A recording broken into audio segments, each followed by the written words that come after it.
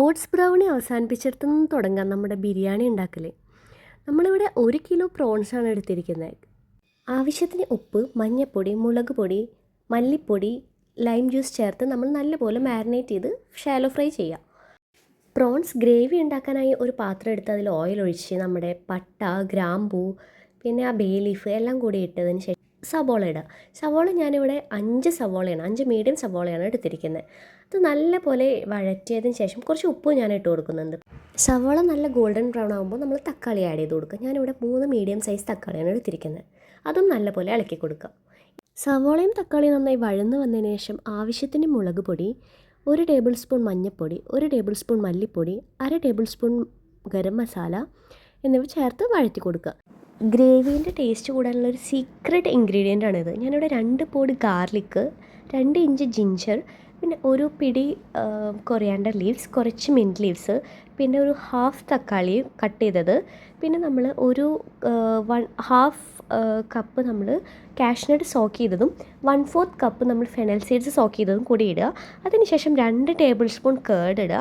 ഇത് നല്ലപോലെ ഗ്രൈൻഡ് ചെയ്തെടുക്കുക, നല്ല സ്മൂത്ത് പേസ്റ്റ് ആക്കിയിട്ട് എടുക്കുക. നമ്മളത് നല്ലപോലെ ഗ്രൈൻഡ് ചെയ്തിട്ട് നല്ല സ്മൂത്ത് പേസ്റ്റ് ആയിട്ടുണ്ട്. ഇതും കൂടി ഇതിൽ ആഡ് ചെയ്ത് കൊടുക്കുക. എന്നിട്ട് നല്ലപോലെ മിക്സ് ചെയ്യാം.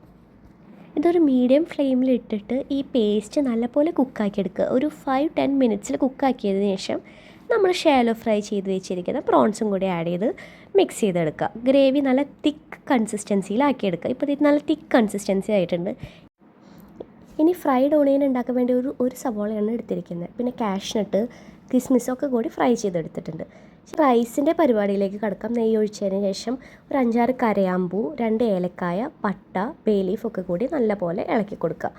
അതൊന്ന് ഇളക്കി ഒരു 2-3 മിനിറ്റ് ഇളക്കിയതിന് ശേഷം നമ്മൾ വെള്ളം ഒഴിക്കുക. നമ്മൾ അരി എടുക്കുന്നതിന് ഡബിളാണ് വെള്ളം എടുക്കുന്നത്. ഞാനിവിടെ 4 കപ്പ് അരിയാണ് എടുത്തിരിക്കുന്നത്, അതായത് 1 kg റൈസ്. അതിൻ്റെ ഡബിൾ വെള്ളം എടുത്തു. എന്നാൽ വെള്ളം നല്ലപോലെ തിളയ്ക്കുമ്പോൾ നമ്മൾ അരി ഇടുക. അരി ഇട്ടതിന് ശേഷം അരി നല്ലപോലെ ബോയിൽ ചെയ്തെടുക്കുക. ഇനി നമുക്ക് ദമ്മിടുന്ന പരിപാടിയിലോട്ട് കിടക്കാം. എനിക്ക് ഭയങ്കര ഇഷ്ടമാണ് ദമ്മിടാൻ. ഞാനിവിടെ പാത്രത്തിൽ ഓയിലൊക്കെ ഒന്ന് തടവി കൊടുത്തായിരുന്നു. ശേഷം ഓരോ ലെയർ ബൈ ലെയർ ആയിട്ട് നമ്മൾ ഇട്ട് കൊടുക്കുക. റൈസ് ഇടുക, ഗ്രേവി ഇടുക. ഇത് ലെയർ ബൈ ലെയർ ഇട്ടതിന് ശേഷം 1/2 hour ലോ ഫ്ലെയിമിലിട്ട് ദമ്മിടാൻ വയ്ക്കുക. ഗൈസ്, എൻ്റെ കൊതി കാരണം ഞാൻ എടുക്കുന്നതിന് മുന്നേ വീഡിയോ എടുക്കാൻ പറ്റിയില്ല. അത് ഞാൻ കഴിച്ചു പോയി. പിന്നെയാണ് ഞാൻ ഓർത്തത് വീഡിയോ എടുത്തില്ലല്ലോ എന്ന്.